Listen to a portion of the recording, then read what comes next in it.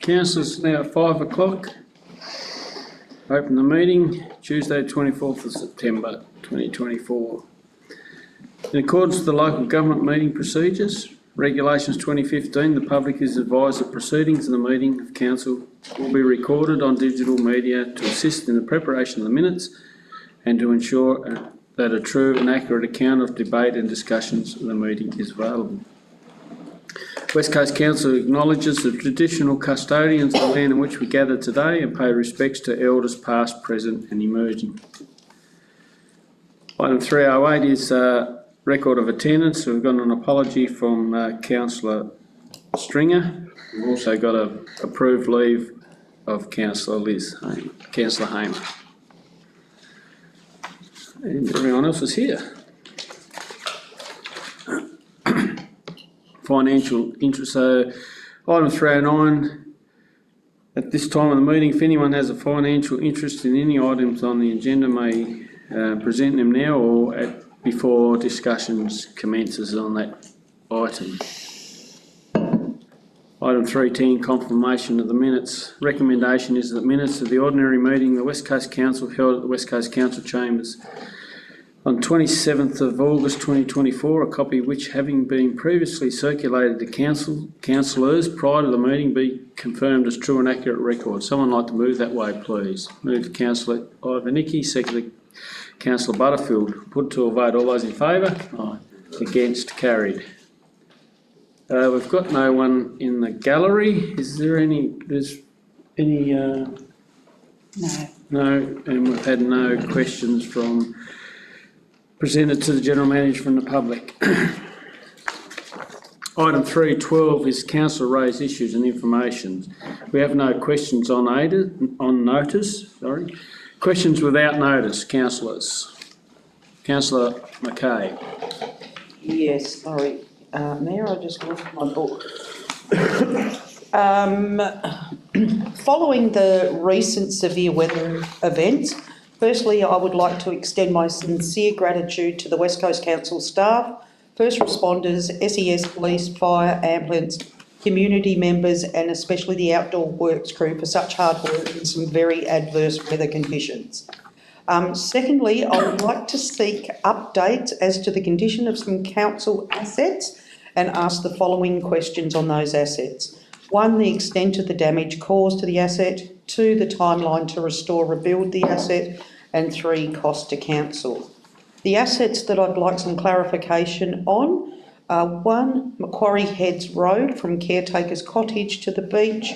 2, Dick Clark Jetty.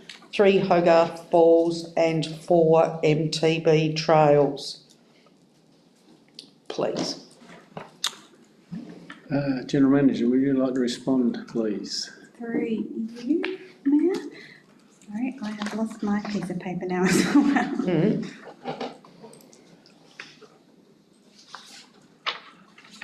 Carol, thank you very much, Sam. No, or is it this one here? That one. Sorry.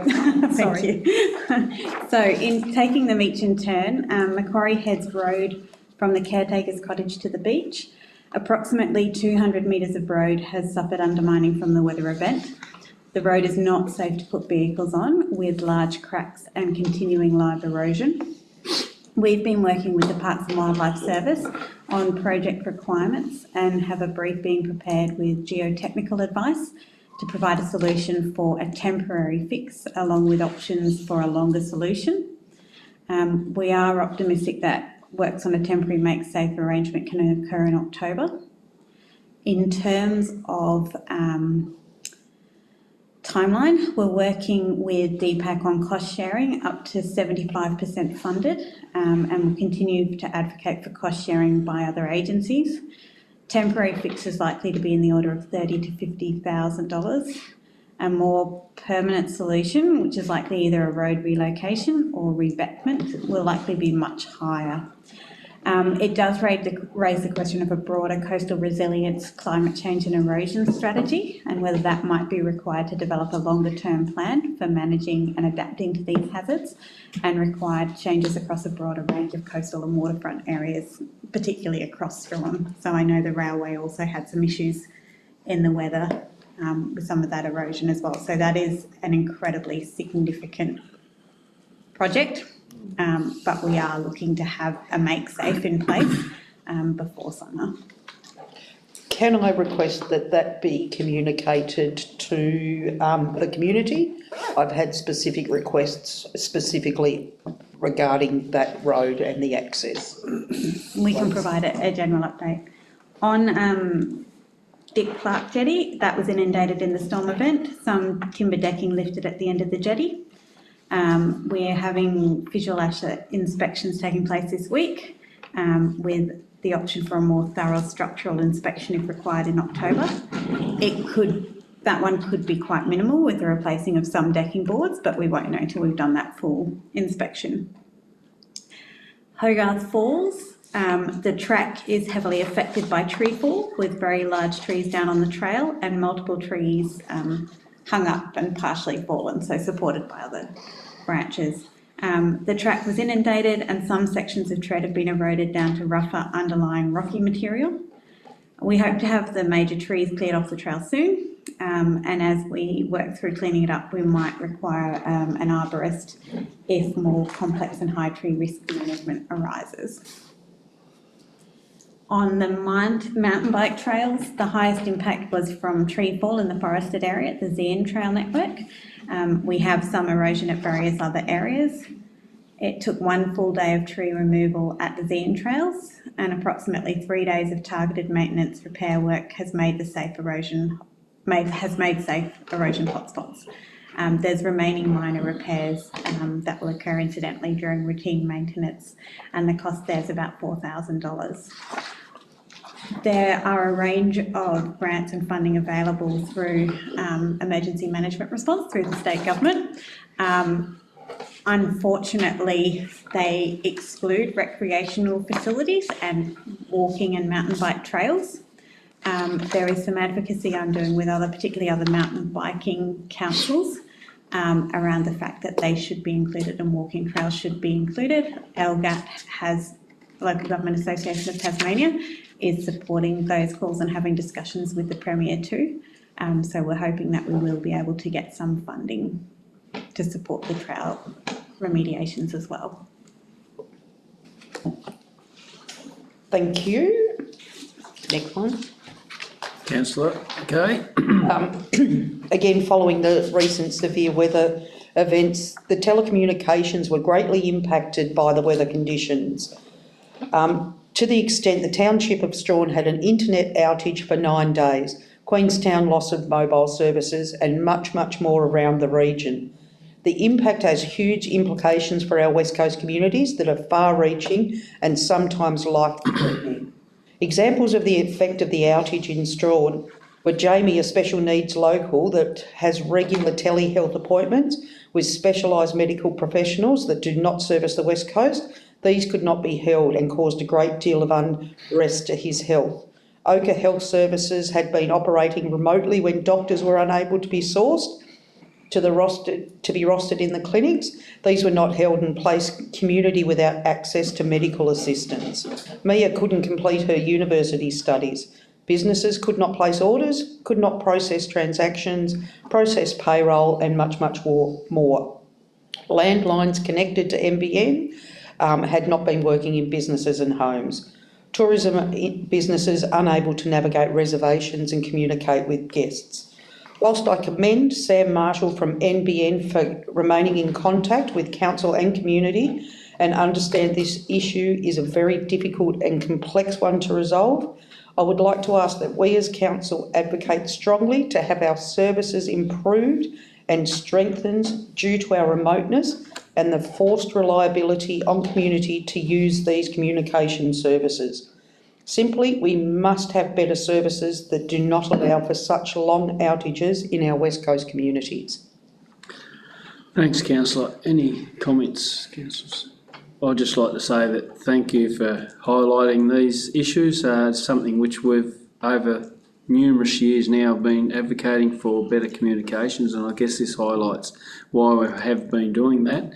And I guess it does highlight that we have had good feedback from Sam Marshall in this case, And that communication has been a lot better since our advocacy, but as you mentioned, we need a more reliable network on the West Coast, and we're working with Telstra and also the state government to get some federal funding with regard to upgrades that's required on the Telstra network, which will also impact the NBN network also. So thank you for the question, and I guess Jan, If I you got may any- add, Yeah. the NBN came back to me with some further risk comments that I'll read aloud for the minutes. So NBN have escalated the recent and ongoing Strawn outages to its executive team and have agreed to facilitate a roundtable with local stakeholders to review the impacts of the recent outages. NBN would like to thank all those community members who have highlighted the impacts that the loss of connectivity has had on health, education and other services. Again, NBN would like to apologise for the disruption and looks forward to working with the community going forward. I would like to emphasise the importance of highlighting the impact that the outages have had.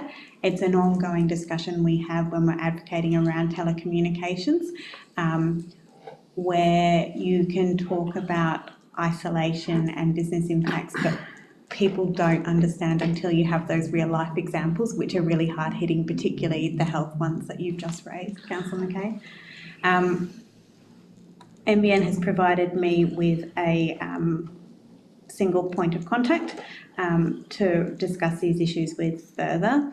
And they've also come back to say that they are actively exploring options to increase the resilience of Strawn's NBN connectivity in the long term beyond these outages. Will be much appreciated in our community. Yeah.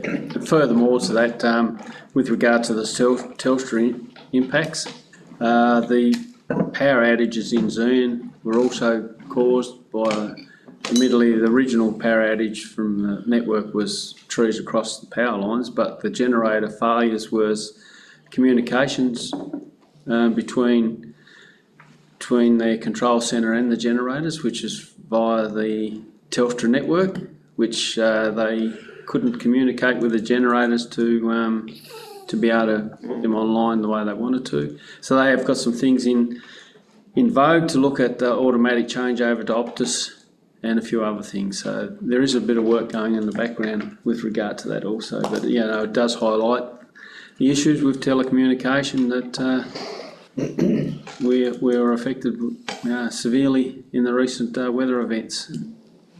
It remains so, Mayor. Yes. Councillor Mackay. Thank you, Mr Mayor. Again, the recent weather events, we've seen severe impacts on the Murchison Highway. As this highway is not under the jurisdiction of the West Coast Council, I firstly thank General Manager Kira Spencer for liaising with other local government councils and general managers to contact state government in relation to the damage caused to the highway. I also thank Mayor Pitt for contacting State Growth in relation to the condition of the road surface. I would, however, like to point out that the surface is creating some catastrophic issues in community. The surface has such deep and divisive holes that damage to vehicles is virtually unavoidable in some areas. I've been notified of at least a minimum 30 cars have received flat tyre or broken rims in the worst areas of the highway. I myself have had guests of the accommodation at Strawn get a flat tyre travelling to Strawn, and after receiving some assistance from a local, arrived just after midnight due to the damage to the rental car and having to slowly limp into town. They were quite shaken on arrival. Can we please continue to strongly advocate to State Growth for the roads to have the major damage escalated to critical and at least have signage placed on the major impact areas to slow the traffic and reduce the damage to vehicles? Thank you, Councillor. So just with regard to that, I did on the day of, I can't remember what day it was now, but there was a complaint made about the Zern Highway between the Zern Township and the Zern turnoff onto the Murchison Highway. I rang that morning at 8 o'clock, State Roads, and they were out on the road at just after lunch and repaired that pothole. as regard to the Murchison Highway and also the Cradle Mount Link Road was also in dire need of some repairs. They're still ongoing with regard to that, but the General Manager did speak to State Roads as well with regard to that.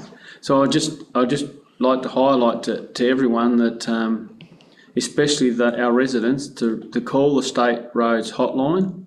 That's 24/7 that they are available on the 1300 139 933 and put their case forward about some of these issues they do come across on the highways. And so I guess it's up to everyone's responsibility to try and let these people know that there is hazards on our highways, and the more advocacy we get from our individual residents, the better off we'll get a lot of, traffic from the state roads to work on these issues that we do see quite often. And I guess a lot of that with the recent frosts that we've been having, there's a lot of cause on the deterioration of our road bases. And I think there was a piece in the Advocate recently from an ex-Minister of Roads, Minister Bride, who mentioned about how things have changed with regard to the way the roads are now made.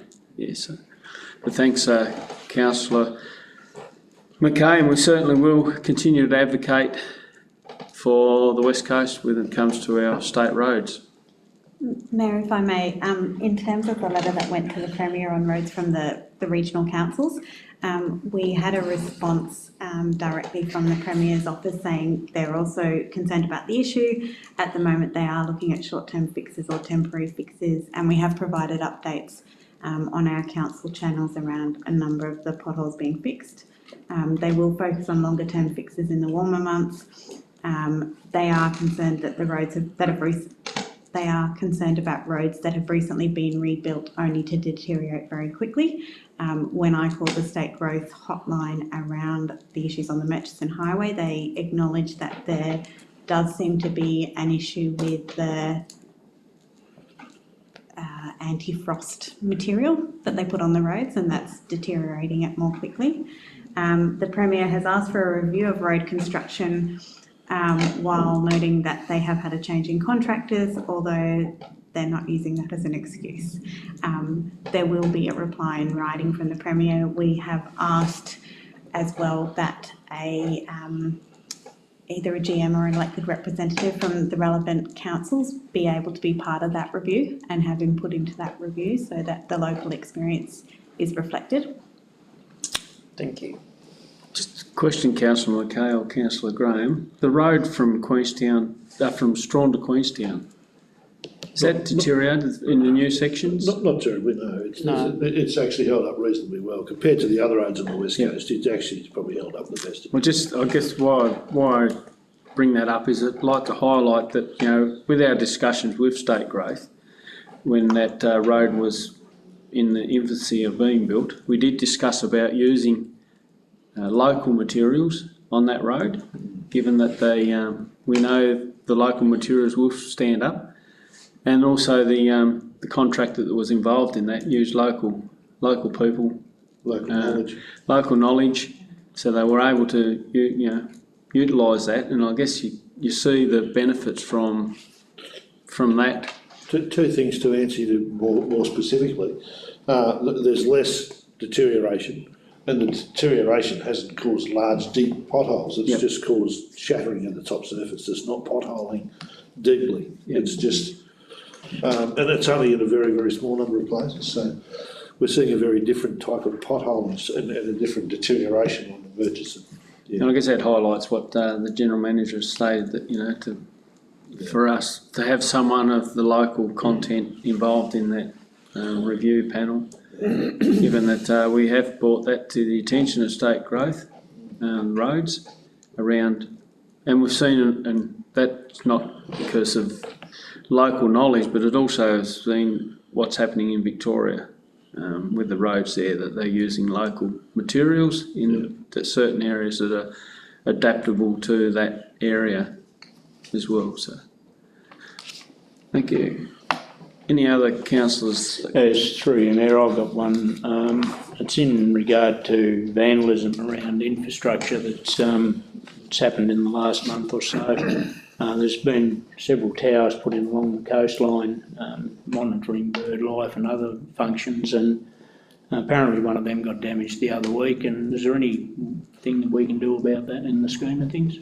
Thanks, councillor. I guess we could write to Parks and Wildlife and identify that and see if they can work on with the proponent, who I'm not sure who put the towers up, but no doubt they'd have the information at hand and they can work with them about having them repaired.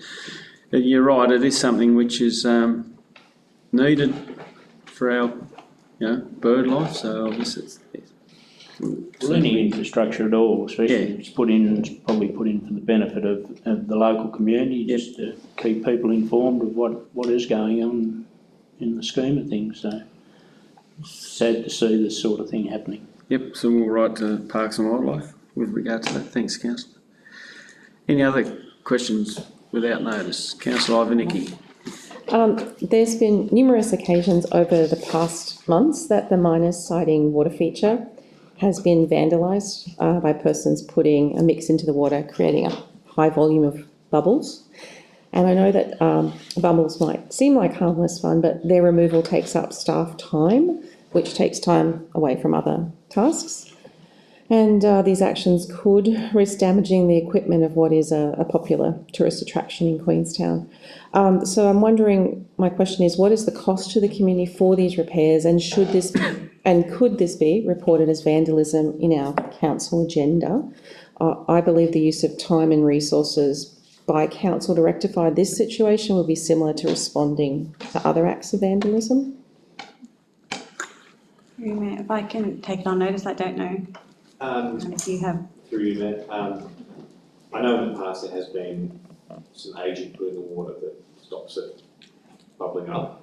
I'll need to look into whether the leaks are affecting the effectiveness of that agent staying in the system or not. But yeah, that's a question of notes. But I am happy for it to be listed in the notes on vandalism, because as you say, it does take council resources to manage. Thanks, councillor.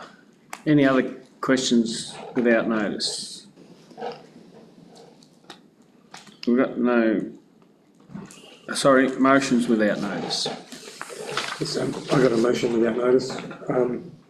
My motion is that I'd like to ask that the West Coast Council acknowledge the critical importance of the West Coast Wilderness Railway as a key tourism drawcard for the West Coast region and Tasmania as a whole. Express concern regarding the current funding shortfall required for essential maintenance and the completion of the section of track and ensuring the full operational link between Queenstown and Strong, and resolve to continue to advocate for long-term sustainability and future operations of the West Coast Wilderness Railway by engaging with both state and federal governments to explore funding and support options. The rationale for this: the West Coast Wilderness Railway is an integral to the tourism and economic landscape of the West Coast region, and its full operation between Queenstown and Strawn will not only ensure ongoing tourism but also support local employment and heritage preservation. We have a seconder for the motion, please, councillors. Councillor Graham, second the motion. Open for discussions for or against the motion, councillors.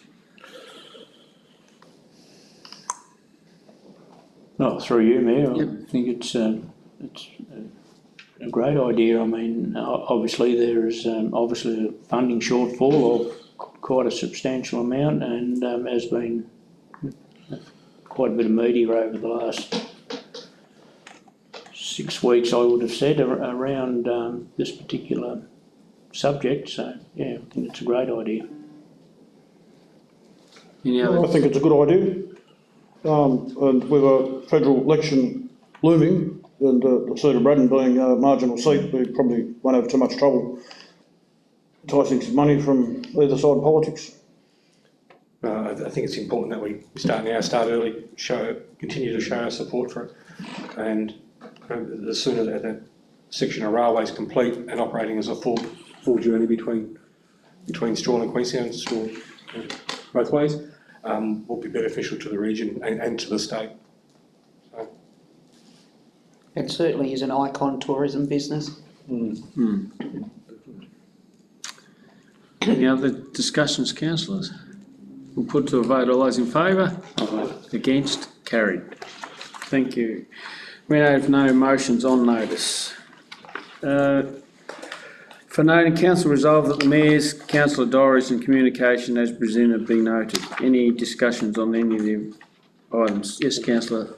I'd just like to ask the Mayor if I can, just on two of his meetings he had, I know that he had a meeting with the Tony Durius about the empty vacant shop fronts in our communities, and also with the Let's Bay committee about the Let's Bay walls. Okay, so just with regard to the meeting we had with Mr Darius around our local shops, he's again is willing to work with council and other proponents around getting people into his shop fronts. It's not something that he wants to see vacant shops, but as we mentioned, well, the cost is probably a little bit higher, but he's willing to work with the proponents to move into the shops. He's also willing to work with artists to put, if someone doesn't want to move into the shop, in the shop fronts to make them look like there's someone in the shop as well. So he has been quite positive in that, and we're open for him to come back to us at some stage. Interesting, he hasn't come back to us directly, however there are now signs in the vacant shops indicating that approach, that he's willing to consider all offers for people to take the shops on a short-term basis, pending them being rented on a longer term. And with regard to the Let's Bay jetties, so we met with the chair of the association, and they're still trying to work through, and we have a meeting planned with Parks and Wildlife with regard to that. So we're still assisting them with the process with Parks and Wildlife. At the moment they are the stumbling block with some of their requirements under the lease that they want the association to take up.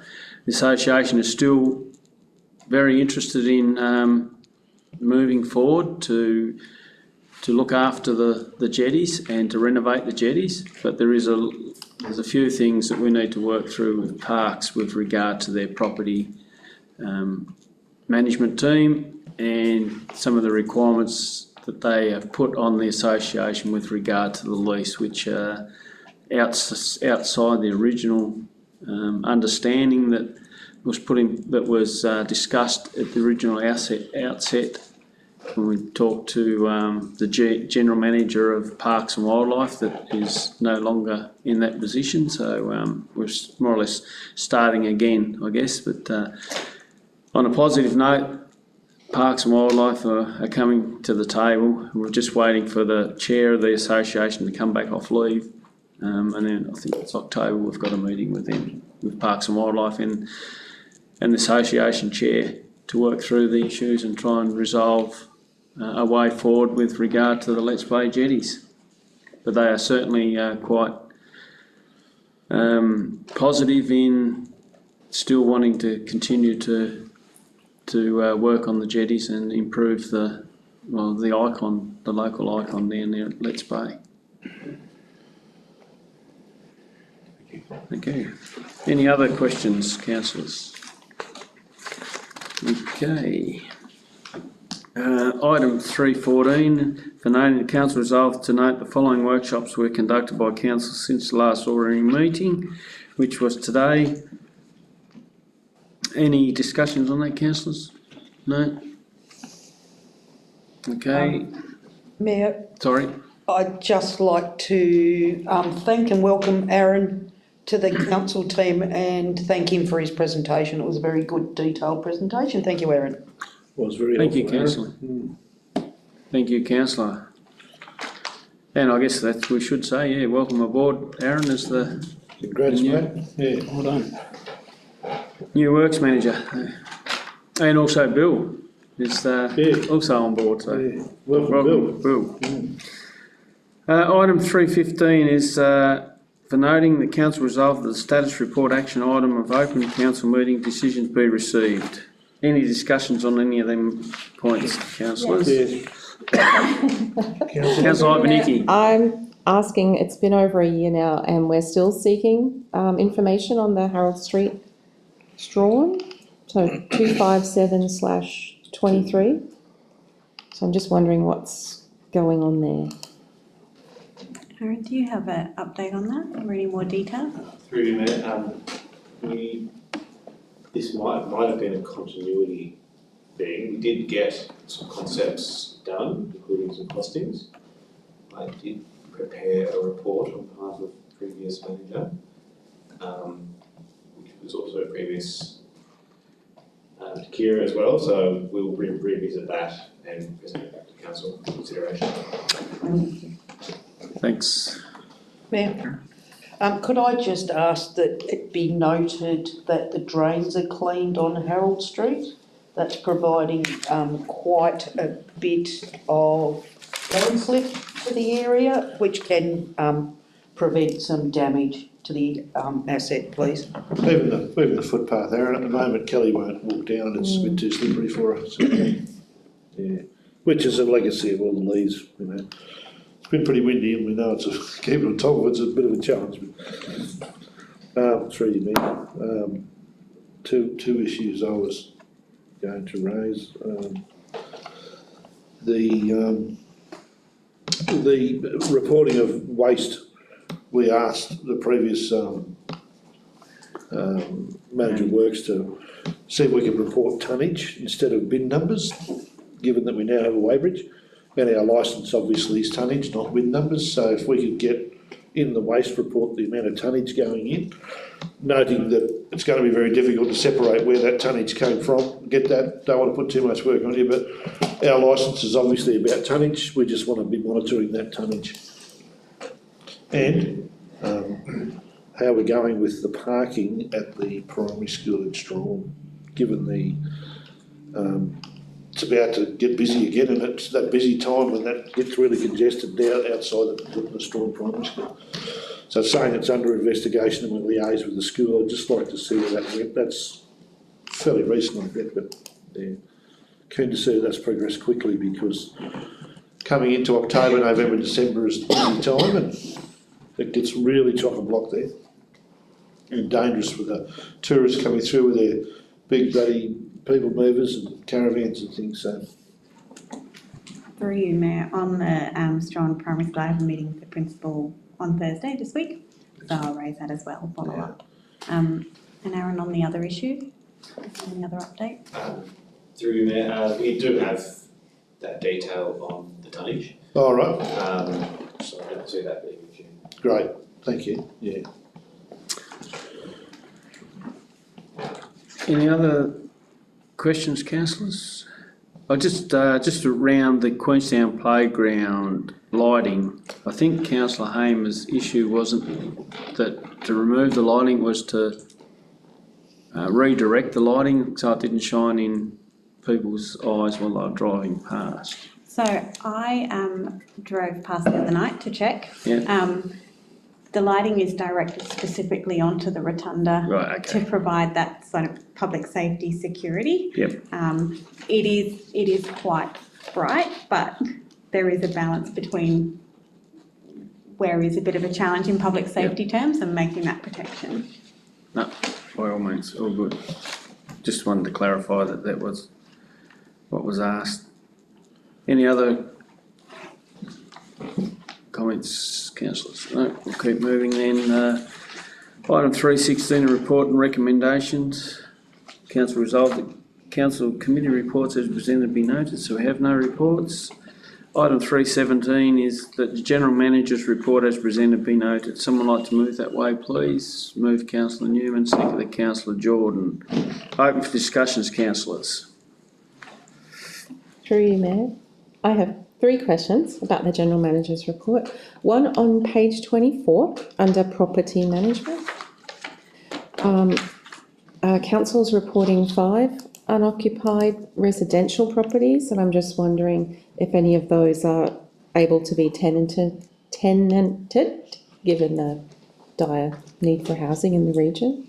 So my understanding with those properties is that we have been unable to identify a tenant, or the tenant has left. And so some of those are looking for resale and others may be awaiting new tenants. My second question was on page 65, the CapEx update, around the Zian pool. I see that it's reported it needs further repairs due to the concrete issues and has an estimated completion date of February 2025. And I'm wondering, how much will this increase the repair bill? And realistically, at what point do we need to take a hard look at the viability of continuing the repairs? Through you there, I'll take that question on notice, if that's okay. Sure. Provide full detail. And my last question is page 66, and I was just struggling to understand on the table, which refers to categories, which category refers to the change of use from residential housing to visitor accommodation. So I'll just go to that page. So that would. Through you, Mandy. Council, the second line has planning permits issued for visitor accommodation. Is that the one you're talking about? Yes, is that new accommodation or is that transitioning from residential to? So they may go from residential or a different usage, but they've Okay. all gone to visitor accommodation. Right, so that it all falls under that. Yes, Okay, yes. thank Yeah, you. So that's in total all of the ones that we've issued for visitor accommodation. Okay, thank you. Any other questions, councillors? Here we go. Councillor Mackay. Thank you, Mayor. Page 27, the financial reports in the income statement. There's user charges including reimbursements, which has a 56% variation. Could I get some context to that?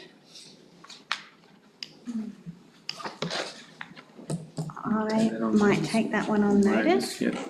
So the reimbursements can be occasionally reimbursements on rates payments or on gym cards and things like that as well. But I'll come back to you with the details. Yeah, of why it's that- quite a significant change.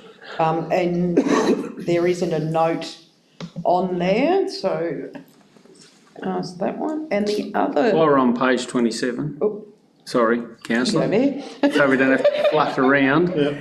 but the actual still showing 22, 23 Oh, sorry. on the we'll fix income. that column. Yeah. Yeah. Sorry, councillor, I thought rather than go backwards. Certainly. Yeah. And then page 28, the financial position, property, plant and equipment, we've got quite a variation between the budget and actual. Have we purchased more equipment?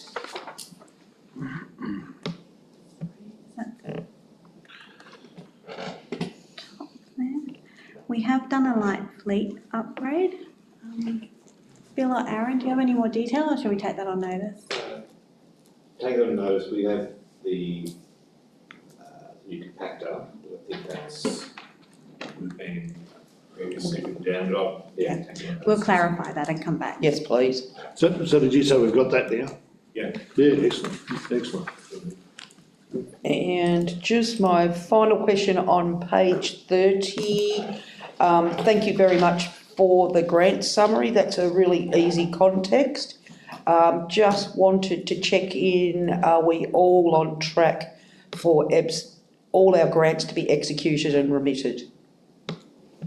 Yes, so we've had an extension on the, I can't remember which one that is, the Queenstown Basketball Stadium. That extension has been agreed and the rest are on time. Very good. Staff are to be congratulated. Yeah. Okay, councillor Butterfield. All right, sorry, my question's back on page 27. I'm just looking at the employee costs for note 2 and with the difference there. And does that just stand out because it's just shown in an accounting, or do we not put our employee entitlements and costs away separate and then just pay them out when they come? There were payment arrangements in place, if I can put it that way. So yeah, that is an outlier, and generally it wouldn't be accounted for in that way. Point 2 explains it reasonably well there, councillor.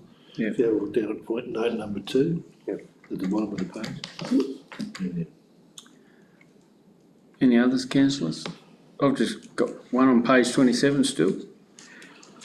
Given that that is 23-24 actual, we made a $15,000 surplus, 23-24. So, which is pretty good, given the fact that we were going to budget for a $2.6 million loss and we ended up making the surplus. So, well done to the staff there with regard to that. I've got a few others as well. Just with regard to, we've been talking about this and the cost savings that the staff have been looking how they could, and out of all our areas, 5 of them areas we've seen a decrease in the salary and wages over them five departments. So and some significant savings there. So fair bit of work being done by the staff with regard to finding cost savings. So well done to all those involved with regard to that. And also on page 69, there's been a drop-off in animal complaints, so which is good to see that our residents are taking note and making sure that their pets are being looked after and being kept in their own property. So it's good to see. Thank you. Any other questions, councillors? We'll put that to a vote then. All those in favour? Against? Carried. Okay. Item 318 is outstanding advocacy correspondence. So this is replies not yet received. Council resolved that outstanding advocacy correspondence as presented be noted. Any discussions on any of that, councillors? Through you, Mayor. Yes, councillor.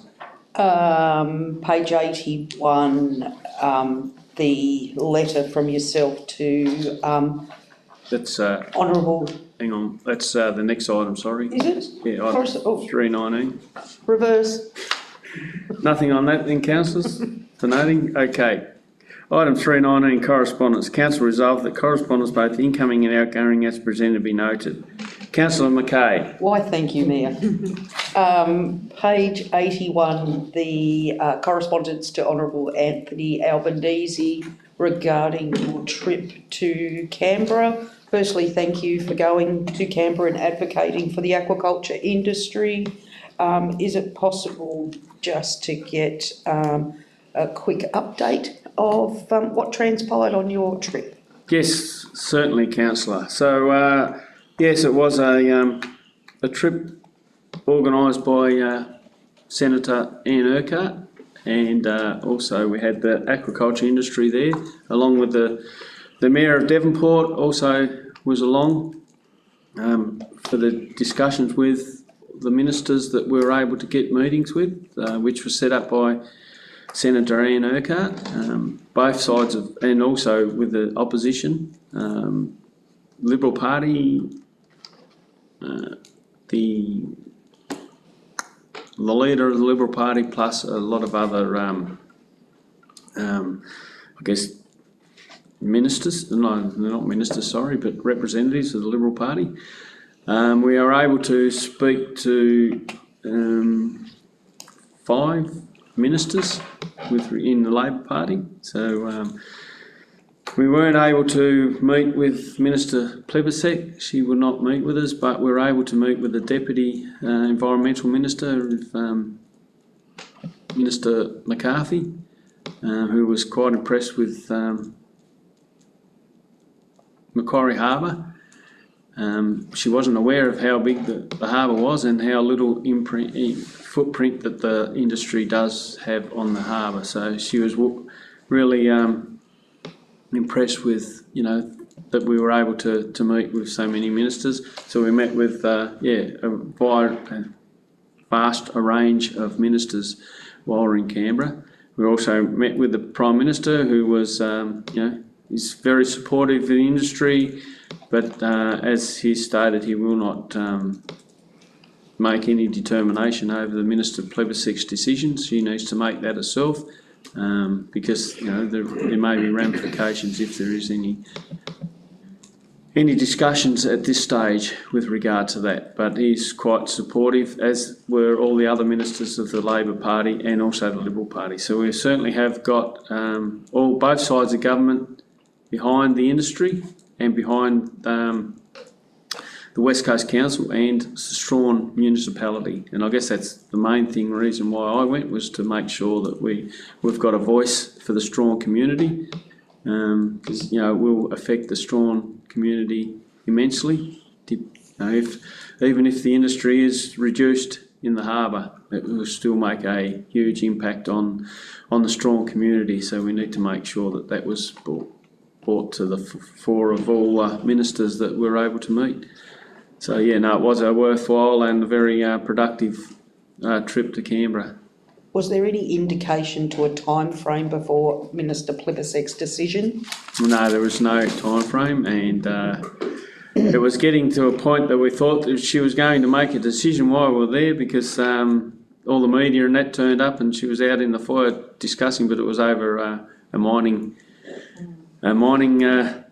lease that, so I guess, and it is something which she'll make a decision in due course, no doubt, but the more that it's held off, the more information is coming to light. Recently we see IMAS now have made a declaration that there's more skate in the harbour than they first believed.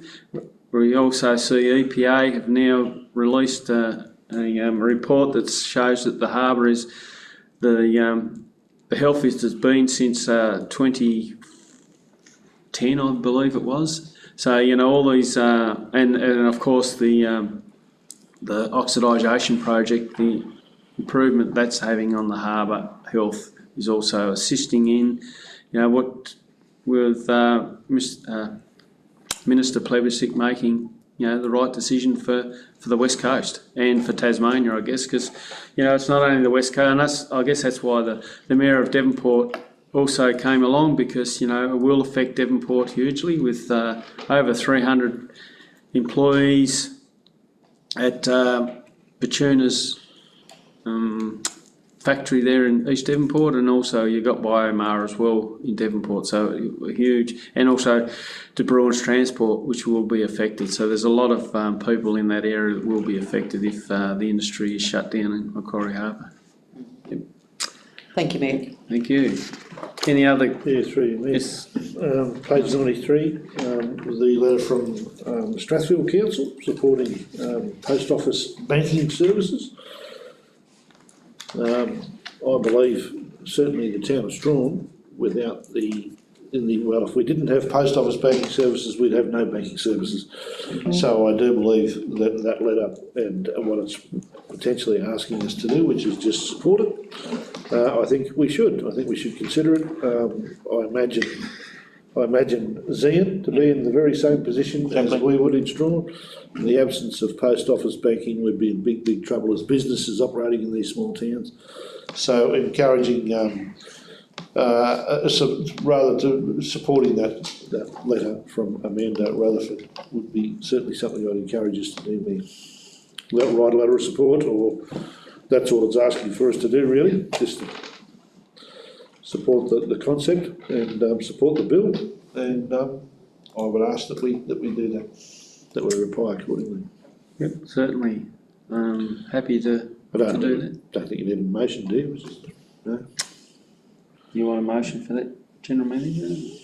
I'm comfortable taking that as an action item. Yep, Thank you. thanks councillor. And it is something, you know, even here in Queenstown, a lot of people use the post office for Commonwealth Bank services that Yep. haven't swapped over to the Bendigo Bank, so no, totally agree, it's right across the West Coast. And Big part of our community. thanks councillor. Any other, Yes, I have one more there. Yes. Page 91, 92, the letter that you wrote to the Hydro. I think your suggestion of a rates equivalent to be a good corporate citizen of the West Coast was excellent, and it was to be able to demonstrate a local, so to speak, example with the university, I think is really useful. I think it shows that we want to partner with Hydro, and I really appreciate you continuing that dialogue with them. thanks councillor. Further to you, councillor, I would like you to correct the hydro. It's not called a rates equivalent, it's called a royalty. And the two are very different things, and it's misleading to the public to use the genre they have, calling it a rates equivalent. It's not for the use of the land, it is for a royalty for the services that they generate from the land, whereas a rate is a very different thing, and it's confusing to the public. So I think you should call Mr. Brooksbank out on the genre that he's using as very misleading, and be honest and say you don't pay rates, you only pay a royalty to the government. Yeah, well, that has been discussed with him, or has been highlighted to him, and It's a very yeah, cheeky genre, Mayor, that he's using, and it's very clever, but Yes. it is very, very misleading to the public. yeah, Yeah. certainly. So we have written recently as well with regard to, from the last council meeting, that Councillor Ivanicki, with regard to the sponsorship as well. Mr. Brooksbank is resigning as the CEO of Hydro, and there's a new acting CEO will be taking up that position in October. 4th of October. 4th of October, yes. So we'll be asking for a meeting with her once the General Manager is back off leave. Thank you. No other questions, councillors? No? Okay. Item 320 is a report on event sponsorship for the West Coast Suicide Prevention Network. The recommendation is council approve the $1,000 cash event sponsorship for applicant West Coast Suicide Prevention Network in partnership with the Lions Club for screening of such a resounding silence. For discussions, councillor, someone like to move that? Or move councillor Mackay, a seconder. I'll second Second to councillor the discussion. Newman. Okay, open for discussions, councillor. Firstly, well, I was just going to say, Mayor, it's in partnership with the Lions Club. ZM Zian's Lions. Oh, right, okay. Yep. So, with regard to this, we've had these discussions a bit. I'd like to move an amendment to the motion that we donate a reduced amount of $500 and suggest the network reach out to the other West Coast Lions clubs and organisations, and even members of the West Coast service providers to assist with the funding. Given that the time and the day of the filming, it would only provide an opportunity for a small majority of our community to attend. Again, it is council being asked to provide for our community when it is responsibility of all levels of government. So that's my amendment to the motion. And through you, Mayor, my concern is a very practical one, that one exemption leads to more. You know, that's why we changed the cycle of the financial aid in kind, so that we weren't constantly having to evaluate them at a week or two's notice. in the general, in our regular agendas, so that we could do a bit of a deep dive every 6 months. We had a bit more kind of background. We could vet them a bit more, and so practically, I'm concerned that one exemption will lead to more. So doing one out of cycle. So we said, was it November and? Is it October to November, was it? Or? It was. So for context, we had a number of applications that had been received prior to that policy change. All the other applications had also sought in-kind assistance and were able to, then didn't proceed with a request. So, sorry, any other events that happened before the first October meeting also sought in-kind assistance and were happy to take the in-kind assistance and not pursue the cash funding. This application was the sole one that required cash funding only because it's being held in a private location. So it was, I guess, a gap in that first, and not to influence the discussion, but just to make that clear. Thank you. So I've put an amendment on the table. Is anyone willing to second that amendment? I'll second the amendment there. Thanks, councillor. Any discussions on the amendment? Okay. I would have also seconded your amendment as I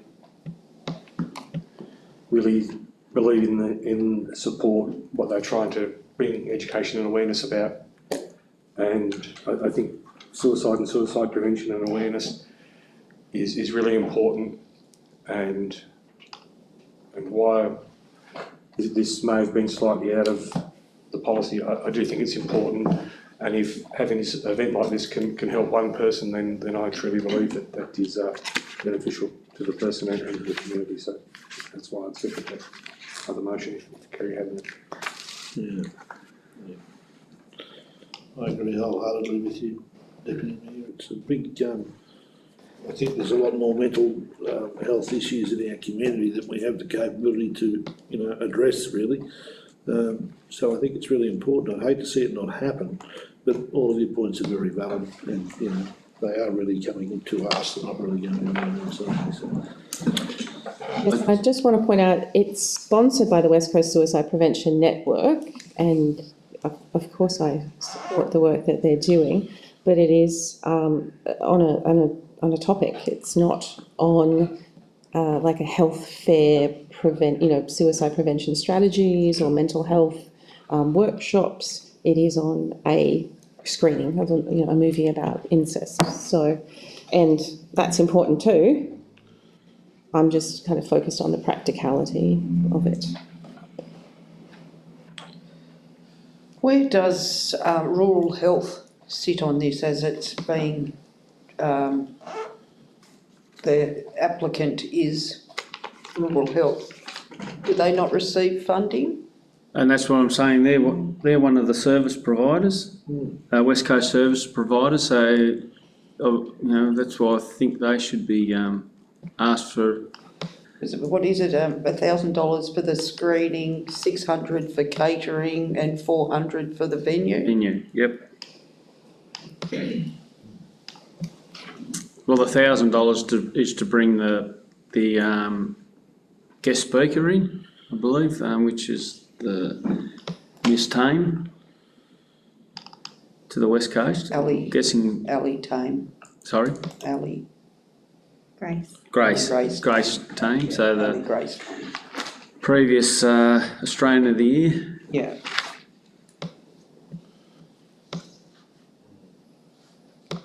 Well, the applicant is the West Coast Suicide Prevention Network. Yeah.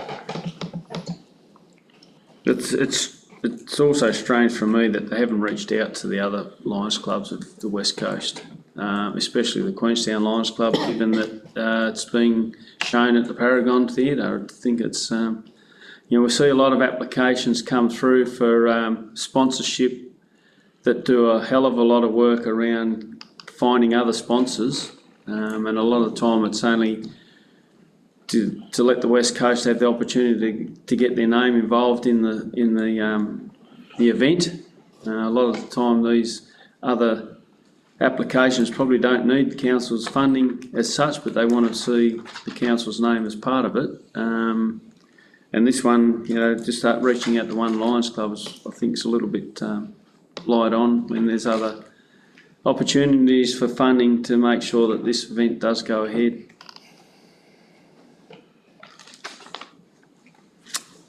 Any other discussions, councillors, before we put to a vote?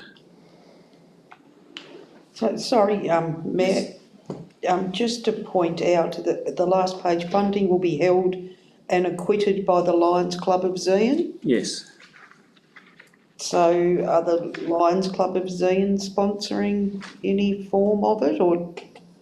Well, I guess so. They don't say that they are, but that's why I've made the amendment that we only donate a less amount than the $1,000. Because I'm presuming that the $1,000 would cover, that they're asking for was going to cover the cost of bringing the guest speaker in, and the other funding would be coming from the Zion Lions Club for the venue and the catering.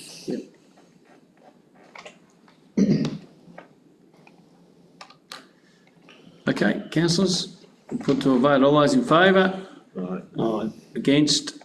One against. Councillor Ivanicky against. Thank you, councillors. Item 321 is a report on policy review for parking policy. Recommendation is council approve and adopt the revised policy WCC 013 parking policy version 4, or B referred to council workshop for further review. Someone like to move either A or B, please, councillors. I'll move A.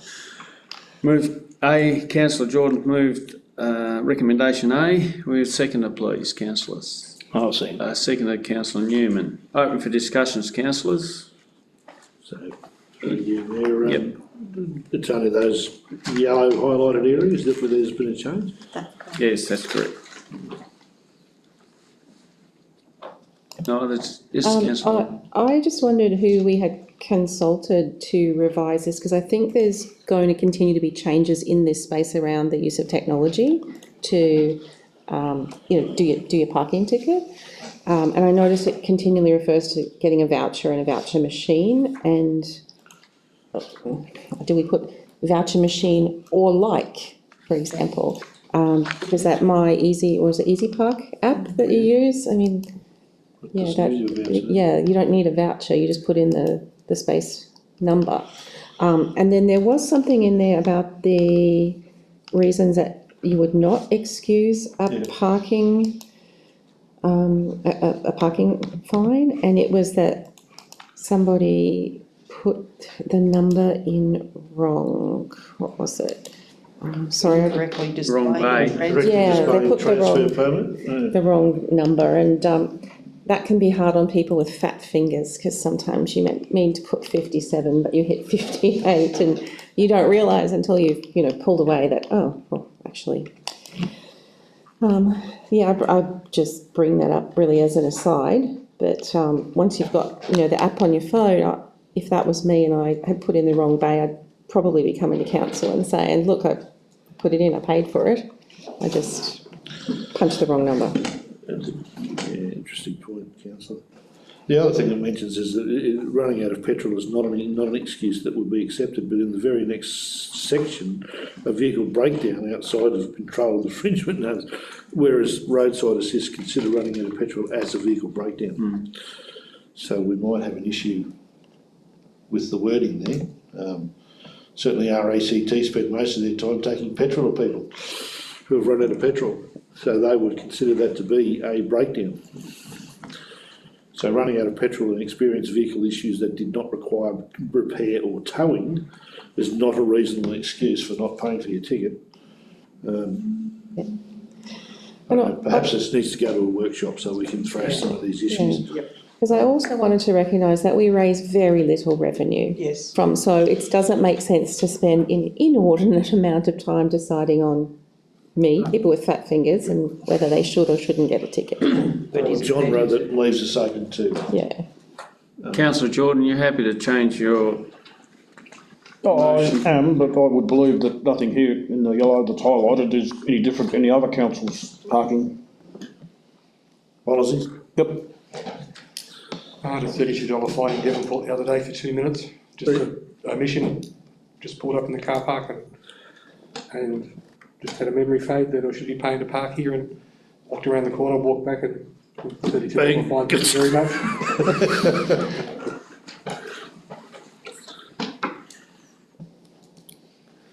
Mine are all semantics, so I don't mind, I'm happy to go with the vote, but yeah. I would work with the amendment. you happy with, Yes. Yep. with A? Yep. Still happy with A? Councillor Newman, you still, I'm happy. okay. It does say if you experience a mechanical breakdown, you must provide the invoice for mechanical roadside assistance or towing. So proof of your RAC call out would surmise as that. Yeah. I think it covers everything. Yep. Yep. Okay, yep, happy, we'll put to a vote, all those in favour? Aye. Against? Councillor Ivanicki.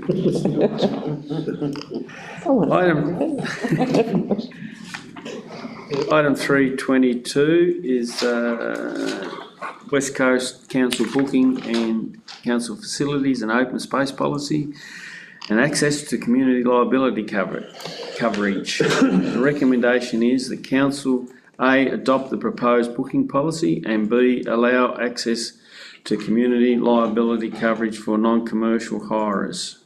Someone like to move that way, please. Move councillor Ivanicki, second councillor Newman. Open for discussions, councillors. Any discussions on the new policy? Yes, it's just such a great idea. It's something that's been desperately needed for really small organisations that simply can't afford $1,200, $2,200. So I really think this is excellent. I concur. Yep. And further, I think we'll see more organisations doing a lot more fundraising because of it, to be honest. Yeah, really do. Okay, no other discussion. We'll put to the vote. All those in favour? Aye. Against? Carried. Item 323 is matters proposed for closed meeting.